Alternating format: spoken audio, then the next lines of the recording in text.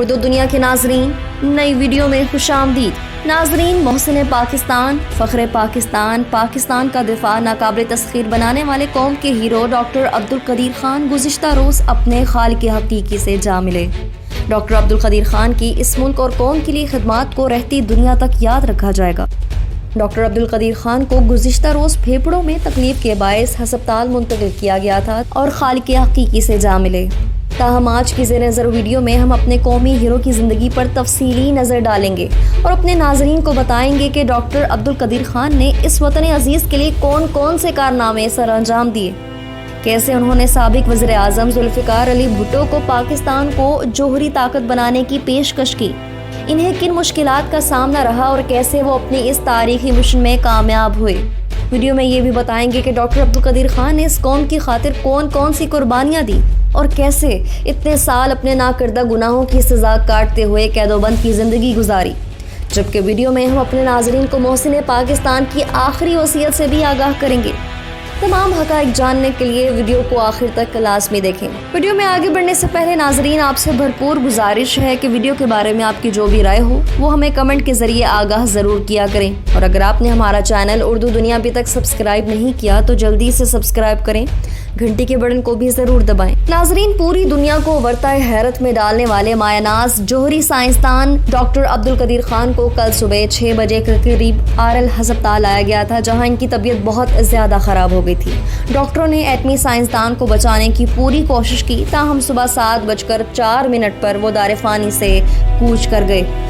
مرحوم کی نماز جنازہ فیصل مسجد اسلام آباد میں سپہر 3:30 پر ادا کی گئی، جس میں وفاقی وزراء اور اعلیٰ عسکری قیادت سمیت عوام کی بڑی تعداد بھی شریک ہوئی۔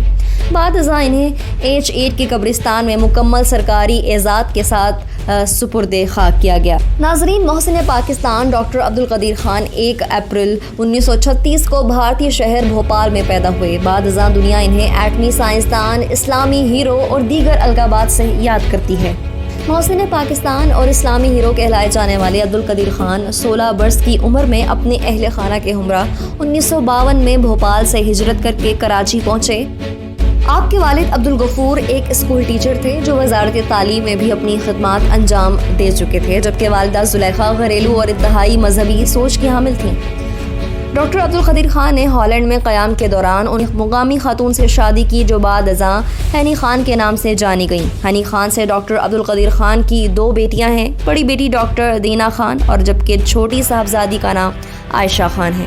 ڈاکٹر قدیر خان نے 1956 میں یونیورسٹی آف کراچی سے فزکس میں بیچلرز آف سائنس کی ڈگری حاصل کی، پھر اعلیٰ تعلیم کے لیے یورپ چلے گئے۔ یورپ میں گزرے 15 برس کے دوران آپ نے 1967 میں ہالینڈ کی یونیورسٹی آف ڈیلفٹ سے ماسٹر کی ڈگری مکمل کی، جبکہ سن 1972 میں بیلجیم کی یونیورسٹی آف لیون سے اکیڈمک دھاتکار نظری طبیعیات میں ڈاکٹریٹ آف انجینئرنگ کی سند حاصل کی۔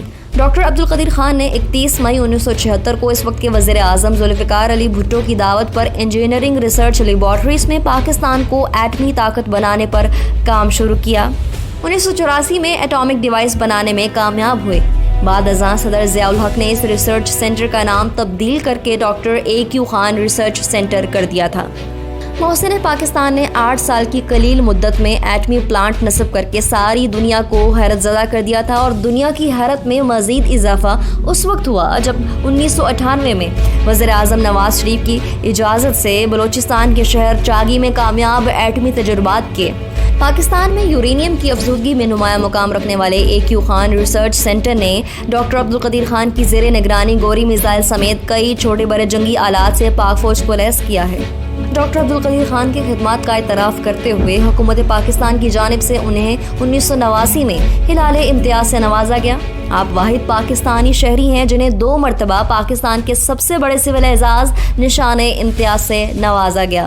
پہلی مرتبہ 1996 میں صدر پاکستان فاروق لغاری نے ڈاکٹر قدیر خان کو نشان امتیاز عطا کیا، جبکہ دوسری مرتبہ 1999 میں نشان امتیاز سے نوازا گیا۔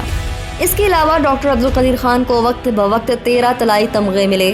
انہوں نے 150 سے زائد سائنسی تحقیقاتی مضامین تحریر کیے، جبکہ 1993 میں کراچی یونیورسٹی نے ڈاکٹر خان کو ڈاکٹر آف سائنس کی اعزازی سند دی تھی۔ ڈاکٹر عبدالقدیر خان سابق صدر پرویز مشرف کے دور میں مشیر برائے سائنس اینڈ ٹیکنالوجی کے عہدے پر فائز رہے، تاہم امریکی صدر جارج ڈبلیو بش انتظامیہ کی جانب سے 2003 میں ڈاکٹر AQ خان پر یورینیم دیگر ممالک کو فراہم کرنے کے الزامات عائد کیے گئے۔ سابق صدر پرویز مشرف نے ڈاکٹر عبدالقدیر خان پر دباؤ ڈالتے ہوئے سرکاری ٹیلی ویژن پر ان سے معذرت کروائی، جس کے بعد ان کے خلاف باضابطہ انکوائری کا آغاز کیا گیا اور ڈاکٹر عبدالقدیر خان کو ان کے گھر میں نظر بند کر دیا گیا۔ ڈاکٹر عبدالقدیر خان نے اپنے ایک انٹرویو میں دعویٰ کیا تھا کہ جوہری ہتھیاروں کے پھیلاؤ کے حوالے سے ان پر دباؤ ڈال کر اعترافی بیان دلوایا گیا اور انہیں اسٹیبلشمنٹ کی طرف سے قربانی کا بکرا بنایا گیا۔ سابق صدر پرویز مشرف کے دور میں انہوں نے اپنے گھر میں نظر بند ہو کر ہی زندگی گزاری، جبکہ 2012 میں انہوں نے ایک سیاسی جماعت تحریک تحفظ پاکستان کی بنیاد رکھی، تاہم 2013 کے انتخابات میں کوئی خاطر خواہ کامیابی حاصل نہیں ہوئی، جس کے بعد ڈاکٹر AQ خان نے اپنی سیاسی جماعت تحلیل کرنے کا اعلان کر دیا۔ ڈاکٹر خان نے اپنی زندگی کے آخری سال اسلام آباد میں اپنی رہائش گاہ پر ہی گزارے اور گزشتہ چند سال سے ان کی ملاقاتوں کا سلسلہ تھم چکا تھا۔ ناظرین، doctor Abdul Qadeer Khan social welfare کے کاموں کے لیے بھی جانے جاتے تھے اور متعدد غیر سرکاری تنظیموں اور سوشل ورک کے کام میں پیش ہوتے۔ ڈاکٹر عبدالقدیر خان نے سجٹ کے نام سے ایک NGO بھی بنائی جو تعلیمی اور دیگر فلاحی کاموں میں سرگرم ہے، جبکہ 2012 میں آپ نے تحریک تحفظ پاکستان کے نام سے ایک سیاسی جماعت الیکشن کمیشن آف پاکستان میں رجسٹرڈ کروائی۔ تحریک تحفظ پاکستان کا مرکزی دفتر اسلام آباد میں تھا اور اس پارٹی نے 2013 کے میزائل کے انتخابی نشان پر عام انتخابات میں حصہ بھی لیا، تاہم ستمبر 2013 میں ڈاکٹر عبدالقدیر خان نے اس جماعت کو ختم کر دیا۔ ڈاکٹر عبدالقدیر خان صحافیوں اور لکھاریوں سے ملاقاتوں سے کبھی نہیں کترائے۔ وہ مقامی صحافیوں سے ایسی باتیں بھی کر جاتے جو حکومت کے لیے پریشانی کا باعث بھی بن جاتی۔ یہی وجہ تھی کہ 1979 میں اس وقت کے صدر ضیاء الحق پاکستان کے جوہری پروگرام کو خفیہ رکھنے کے خواہاں تھے اور ڈاکٹر AQ خان کے مقامی صحافیوں سے ملاقاتیں صدر ضیاء کو ایک آنکھ نہ بھاتی تھیں۔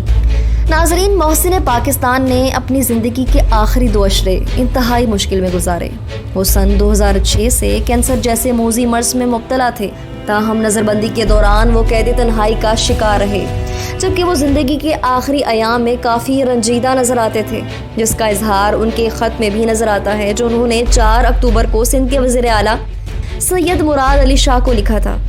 سید مراد علی شاہ نے ان کی صحت دریافت کی تھی اور نیک تمناؤں کے ساتھ گلدستہ بھیجا تھا، جس کے جواب میں ڈاکٹر قدیر خان نے انہیں جوابی خط تحریر کیا، جس میں انہوں نے مراد علی شاہ کا شکریہ ادا کیا۔ وہ پیراگراف کے اس خط کے دوسرے پیراگراف میں وہ لکھتے ہیں کہ جب وزیر اعظم پنجاب، بلوچستان اور خیبر پختونخوا کے وزیر اعلیٰ میری وفات کی گڈ نیوز سننے کے منتظر ہیں۔ ناظرین، محسن پاکستان کی وصیت سے متعلق یہ بات سامنے آئی ہے ایک تو ان کی قبر ان کی اہلیہ کے ساتھ ہو، دوسرا تدفین H8 میں کی جائے۔ واضح رہے کہ ان کی اہلیہ حیات ہیں۔ ہم سب نے اصرار کیا تھا کہ حکومت کی مان لیں اور ڈاکٹر عبدالقدیر خان کی تدفین فیصل مسجد میں کریں، مگر ان کے بچوں نے کہا کہ نہیں، جو وصیت ہے وہی کریں گے۔ نئے آنے والے ناظرین سے ایک بار پھر گزارش ہے، ہمارے چینل کو سبسکرائب کریں اور گھنٹی کے بٹن کو کلک ضرور کریں۔ ویڈیو پسند آنے پر فیس بک اور واٹس ایپ گروپس میں بھی شیئر کر دیں۔